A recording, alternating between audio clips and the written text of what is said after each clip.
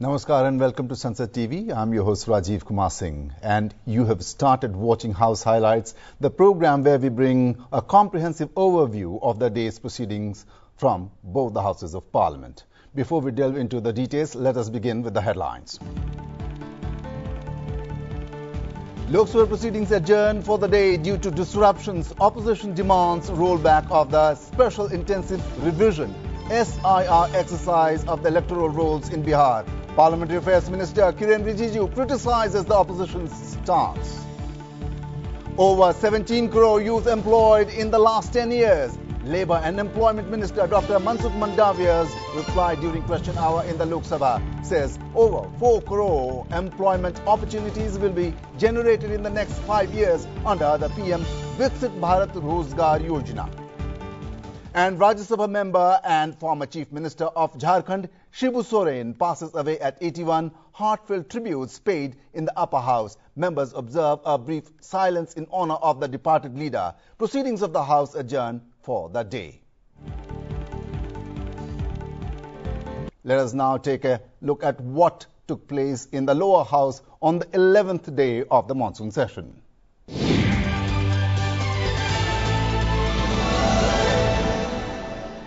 Proceedings in the Lok Sabha began amidst opposition sloganeering. The Speaker, however, instructed for the question hour to begin. The first question on Monday was asked by Samajwadi Party member Ruchi Veera, who inquired about employment in government sector companies. Minister for Labour and Employment, Dr. Mansukh Mandavia, responded by saying that more than 17 crore jobs have been created during the tenure of Prime Minister Narendra Modi. प्रश्नकाल question number 201 Shrimati रुचि वीरा।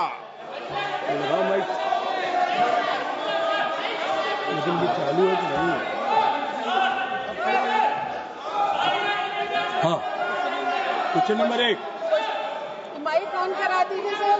हाँ जी, number 201 गया 201 माननीय मंत्री जी, question number 201 माननीय सदस्य, मान्यवर, जिन सरकारी कंपनियों ने युवाओं को रोजगार दिया है, उनमें कितने युवाओं को स्थायी नौकरी मिली है और कितनों को अनुबंध पर रखा गया है? क्या सरकार स्थायी रोजगार के अवसर बढ़ाने के लिए कोई विशेष योजना बना रही है? माननीय अध्यक्ष महोदय, माननीय सदस्य ने युवाओं के रोजगार के निर्माण के बारे में अपना प्रश्न पूछा है।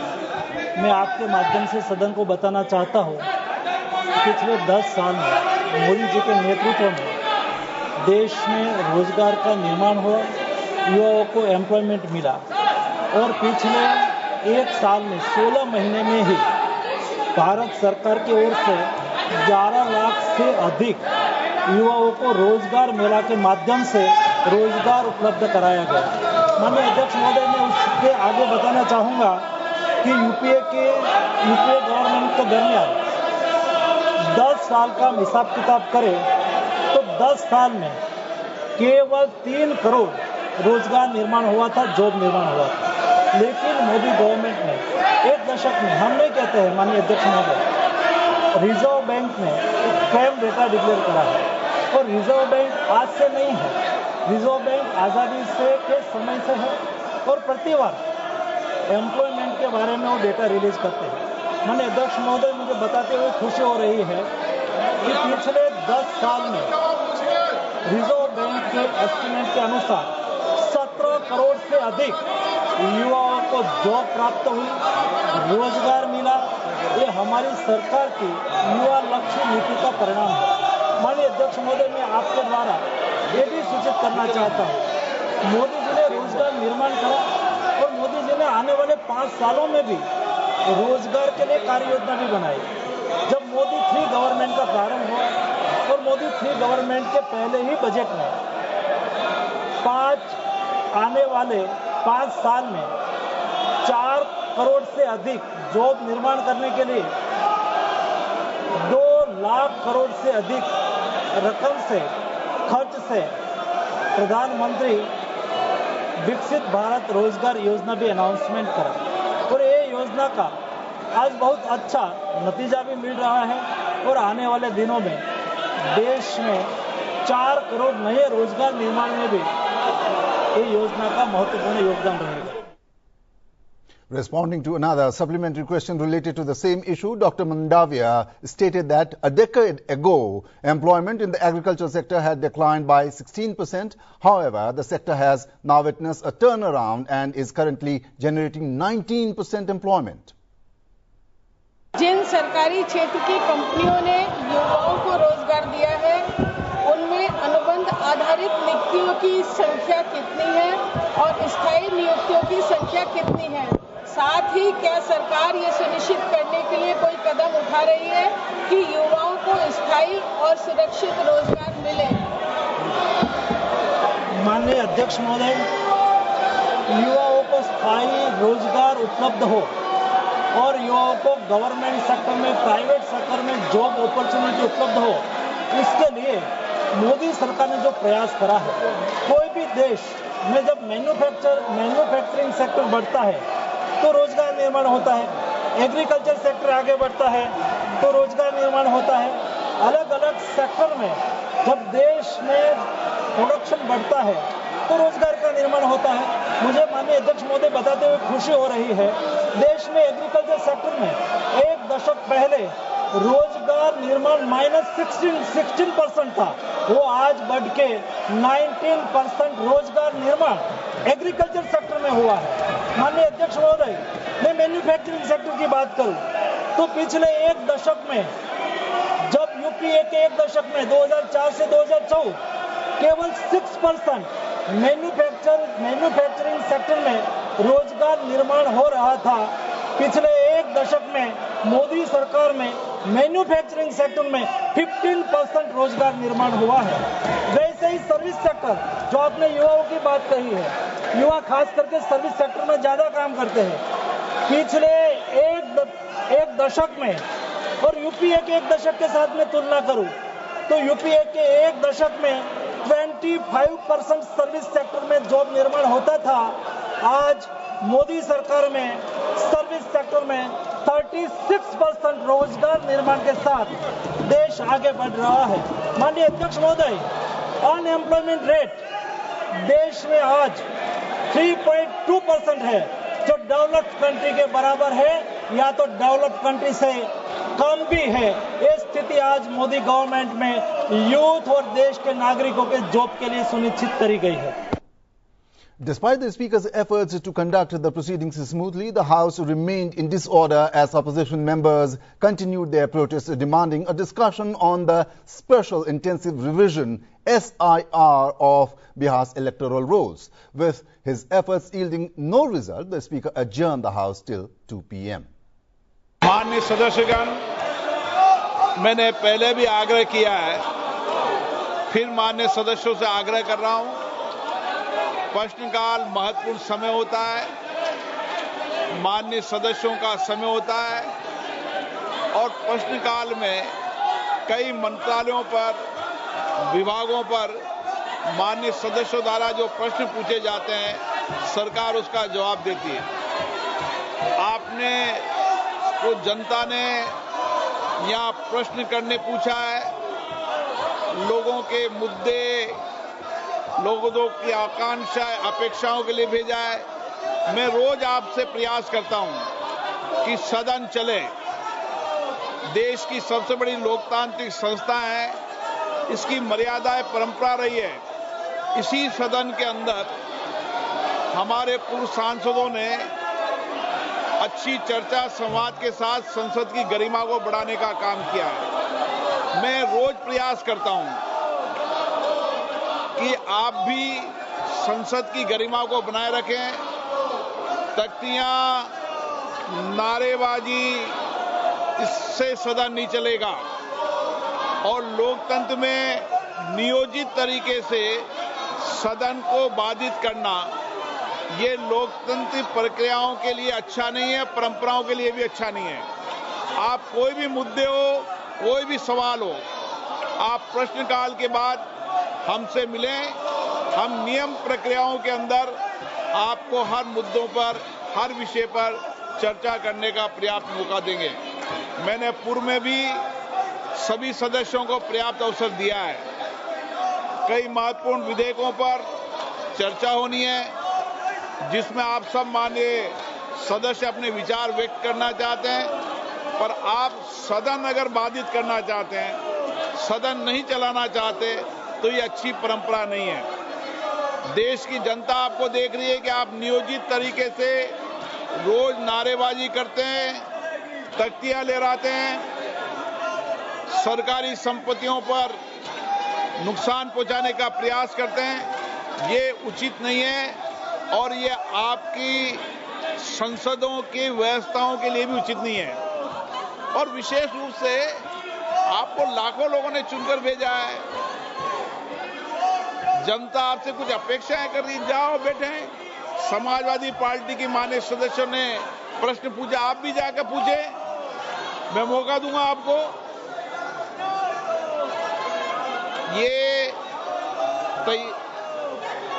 ये आचरण आपका उचित नहीं है, ये संसद की कार्य पद्धति के अनुरूप नहीं है। इसलिए जाइए बैठिए। आप सदन नहीं चलाना चाहते, प्रश्नकाल नियोजित तरीके से बाधित करना चाहते हैं। प्रश्नकाल फिर मैं आपसे आग्रह कर रहा हूं, फिर मैं आपको मौका दे रहा हूं कि प्रश्नकाल के बाद हर विधेयक पर शून्यकाल में आपको हर मुद्दे को उठाने की परमिशन दी जाएगी। मुझे लगता है कि आप नियोजित तरीके से ही सदन को बाधित करना चाहते हैं, इसलिए सदन की कार्रवाई आज 2 बजे तक के लिए स्थगित की जाती है। After the House reassembled at 2 p.m., Jagdambika Pal was in the chair. He first informed the House that the Speaker had rejected all the adjournment motions moved by the members. माननीय सदस्यगण, माननीय अध्यक्ष के कई माननीय सदस्यों द्वारा कुछ विषयों पर स्थगन प्रस्ताव की सूचनाएं प्राप्त हुई हैं। माननीय अध्यक्ष ने स्थगन प्रस्ताव की किसी भी सूचना के लिए अनुमति प्रदान नहीं की है। Following the information, the chair instructed for important papers to be laid on the table of the House. The papers laid on Monday included those from the Ministry of Culture, Ministry of Education, Ministry of Finance, Ministry of Labour and Employment, Ministry of Environment, Forest and Climate Change, and Ministry of Corporate Affairs. Item number 2 Shri Gajendra Singh Shekhawat. Meghwal ji. Shri Meghwal ji, Shri Arjun Ram Meghwal ji, item number 2। धन्यवाद सभापति जी। मैं लोकसभा की संशोधित कार्यसूची के क्रम संख्या 2 पर मेरे वरिष्ठ साथी श्री गजेंद्र सिंह शेखावत जी के नाम के आगे अंकित दस्तावेज है जो मिनिस्ट्री ऑफ कल्चर से संबंधित है, आपकी अनुमति के सदन के पटल पर रखता हूं। धन्यवाद। आइटम नंबर 3 श्री जयंत चौधरी जी। माननीय सभापति जी, मैं आपकी अनुमति से मेरे आज की संशोधित कार्यसूची में क्रम संख्या 3 पे मेरे नाम के सामने उल्लिखित दस्तावेजों को सदन के पटल पर रखता हूं। आइटम नंबर 4 श्री पंकज चौधरी जी। सभापति महोदय, मैं आज की कार्यसूची में मेरे नाम के सामने मत संख्या 4 पर वर्णित कागजात आपकी अनुमति से सदन के पटल पर रखता हूं।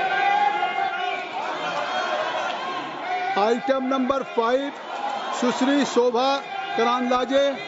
महोदय, आपका अनुमति से आज का कार्यसूची में मेरा नाम के सामने उल्लेखित दस्तावेज सदन के पटल पर रखी है। आइटम नंबर 6 श्री अर्जुन राम मेघवाल जी। माननीय सभापति महोदय, मैं आपकी अनुमति से आज की लोकसभा की संशोधित कार्यसूची के क्रम संख्या 6 पर अंकित दस्तावेज जो श्री कीर्तिवर्धन सिंह जी के नाम के आगे अंकित है, जो ministry of environment, forest and climate change से संबंधित है, आपकी अनुमति से सदन के पटल पर रखता हूं। धन्यवाद। Item number 7 Shri Sukanta Majumdar ji. Sir, with your kind permission, I rise to lay on the table of the House the papers mentioned against my name at serial number 7 in today's list of business. Item number 8 Shri Harsh Malhotra ji.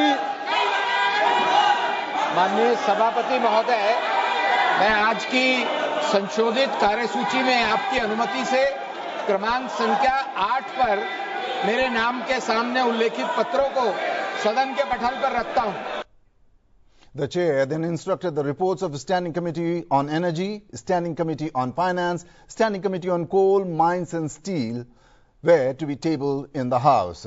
Tokham Sahu made a statement regarding withdrawal made from Contingency Fund of India for the pilot of a new mission on urban poverty alleviation under Deen Dayal Jan Ajivika Yojana, Shehri. Item number 9, Shri Devi Singh Chauhan ji.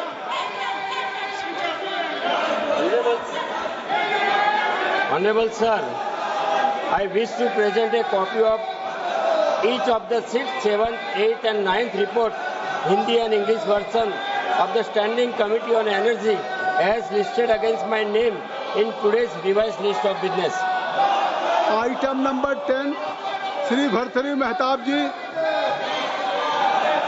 Sir, I rise to present a copy each of the 19th, 20th, 21st, 22nd, 23rd and 24th report, Hindi and English version of the Standing Committee of Finance as listed against my name in serial number 10 in today's order paper. Item number 11, Shri Anurag Singh Thakur. माननीय chairman sir, with your permission, I rise to present the 8th report on the subject Steel Scrap Recycling Policy relating to the Ministry of Steel, Hindi and English version of the Standing Committee of Coal, Mines and Steel. Item number 12, Shri Tokham Sahu. Shri Tokham Sahu. माननीय सभापति महोदय, आपकी अनुमति से आज की कार्यसूची में क्रम संख्या 12 पर नई सेवा पब्लिक सेवा का नया साधन शहरी गरीबी उन्मूलन संबंधी पायलट मिशन दीनदयाल जन आजीविका योजना शहरी के आकस्मिक मामले में व्यय को पूरा करने के लिए भारत की आकस्मिक निधि से किए गए आहरण के बारे में एक वक्तव्य सभा के पटल पर रखता हूं। A statutory resolution was then brought and passed by a voice vote. The resolution concerned Custom Tariff Act. संवैधानिक संकल्प माननीय मंत्री श्री पंकज चौधरी जी। सभापति महोदय, मैं अपने वरिष्ठ सहयोगी श्रीमती निर्मला सीतारमण जी ओर से निम्नलिखित संकल्प का प्रस्ताव करता हूँ। ये सभा सीमा शुल्क टैरिफ अधिनियम 1975 की धारा 8 के अनुसरण में तत्वार अधिसूचना संख्या 27/2025 सीमा शुल्क दिनांक 30 अप्रैल 2025 का अनुमोदित करती है, जिसका आशय सीमा शुल्क टैरिफ अधिनियम 1975 की दूसरी अनुसूची में संशोधन करना है ताकि वित्त अधिनियम 2025 के द्वारा सीमा शुल्क टैरिफ अधिनियम 1975 की पहली अनुसूची में किए गए परिवर्तनों के साथ विशिष्ट प्रविष्टियों को संरेखित किया जा सके। जो सदस्य इसके पक्ष में हैं वो हाँ कहें, जो सदस्य विरोध में वो ना कहें। मेरे विचार में निर्णय हाँ वालों के पक्ष में हुआ, हाँ वालों के पक्ष में हुआ, संवैधानिक संकल्प स्वीकृत हुआ। The House remained in disorder despite numerous appeals from the chair. The Parliamentary Affairs Minister then pointed out that the opposition parties themselves had agreed to debate 2 bills on Monday. These bills related to sports and anti-doping have been scheduled for discussion multiple times during the session, but are yet to see the light of the day. Sir, जो मैं आज संसदीय कार्य में जो हालत देख रहा हूँ, मैं मन से बहुत दुखी हूँ। सब पार्टी ने मिलकर के ये तय किया था कि आज बहुत ही महत्वपूर्ण नेशनल स्पोर्ट्स गवर्नेंस बिल और national anti doping amendment bill चर्चा करके पारित करने के लिए समय तय किया, और हमने भी अपोजिशन के मांग पर ये 2 महत्वपूर्ण बिल को 2 दिन चर्चा करने के लिए सबने माना था। इसके बावजूद आज पूरा देश में खेल और खिलाड़ियों के लिए इतना महत्वपूर्ण बिल लेकर के जब सरकार यहाँ आए हैं, तो भी ये विपक्ष के सारे मेंबर्स इस तरह से हंगामा करके बिल पर चर्चा होने से रोक लगा रहे, ये ठीक नहीं है। आपका ये हरकत हमारा देश का युवाओं का खिलाफ हम लोग ये माना जाएगा। ऐसा आप लोगों ने पहले कहा था स्पोर्ट्स बिल इम्पोर्टेंट है, स्पोर्ट्स पे चर्चा करने के लिए सबने एग्री किया था, फिर ये आप लोग हंगामा क्यों कर रहे हैं?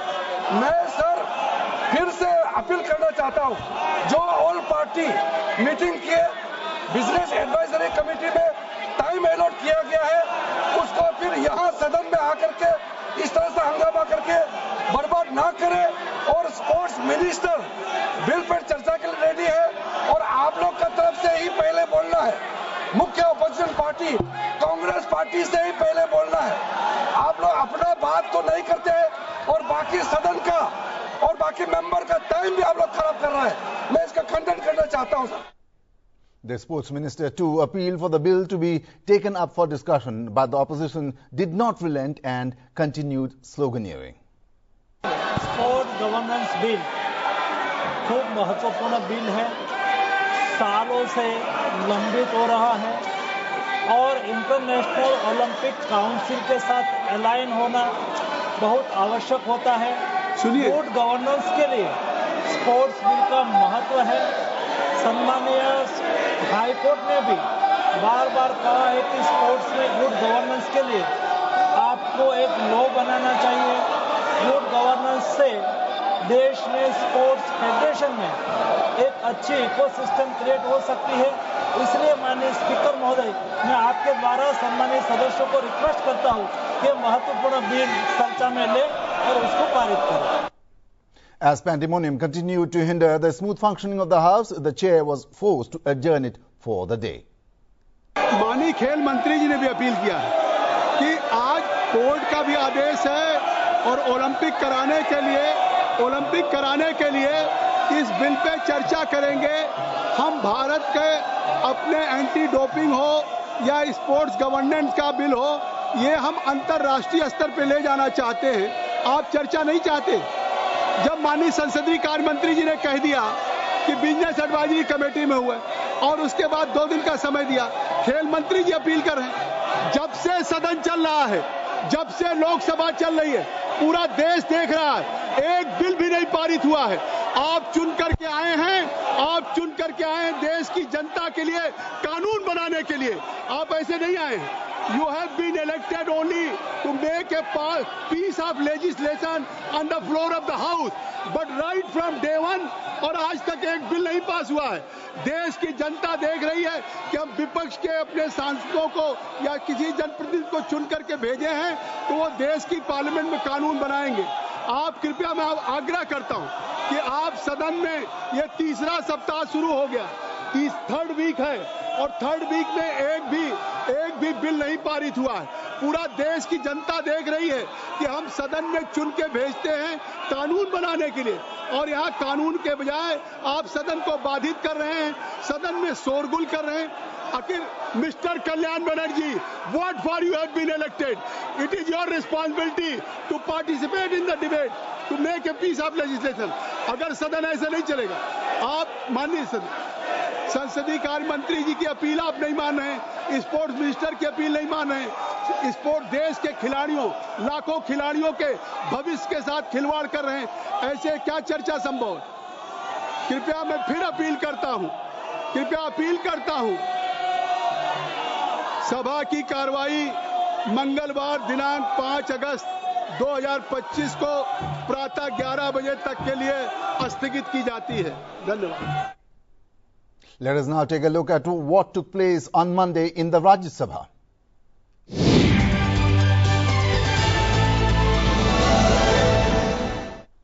On Monday, the Deputy Chairman of Rajya Sabha, Harivansh, expressed profound grief over the demise of Shibu Soren, a former Chief Minister and sitting member of the Rajya Sabha from Jharkhand. Shibu Soren, widely known as Dishom Guru and fondly called Guruji by members across party lines. He was not merely a politician but a champion for the cause of the downtrodden. Soren was the founding patron of the Jharkhand Mukti Morcha. माननीय सदस्यगण,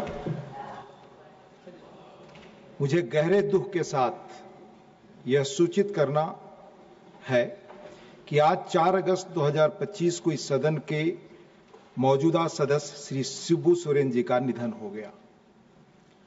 11 मई 1944 को झारखंड के हजारीबाग जिले के नेमरा गांव में जन्मे श्री सोरेन की शिक्षा गोला हाई स्कूल हजारीबाग में हुई। वे मैट्रिक पास थे और पेशे से किसान थे। वे झारखंड के सामाजिक राजनीतिक परिदृश्य में एक प्रभावशाली और प्रतिष्ठित व्यक्ति थे। श्री सोरेन एक वरिष्ठ और विशिष्ट आदिवासी नेता थे। दिसम गुरु के रूप में जाने वाले, आम गरीब लोगों में गुरुजी के रूप में लोकप्रिय, आदिवासी समुदायों के अधिकारों और उत्थान के आंदोलन में एक प्रमुख स्वर। वे एक जमीनी कार्यकर्ता थे। झारखंड राज्य की स्थापना के आंदोलन में उनकी महत्वपूर्ण भूमिका रही।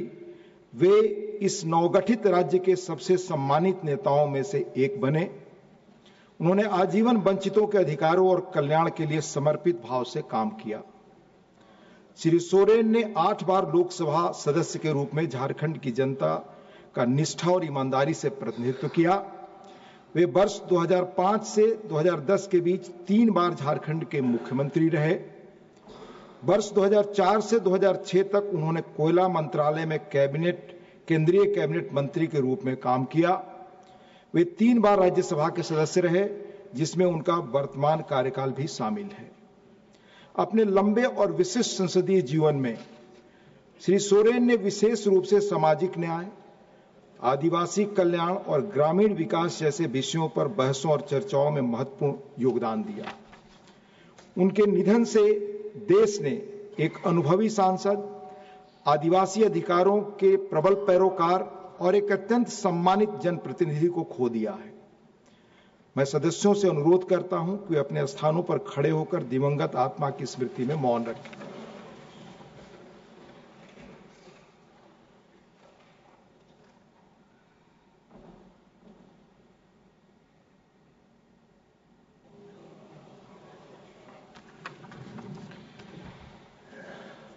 सेक्रेटरी जनरल वे शोक संतप्त परिवार के सदस्यों को इस सदन की गहरी संवेदना और शोक का भाव प्रेषित करें।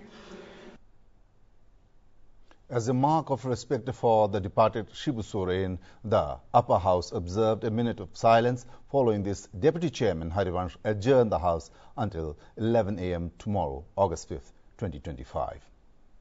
श्री शिबू सोरेन जी वर्तमान सदस्य के सम्मान में सदन की कार्यवाही स्थगित की जाती है और अब यह कल मंगलवार 5 अगस्त 2025 को प्रातः 11 बजे तक के लिए स्थगित की जाती है।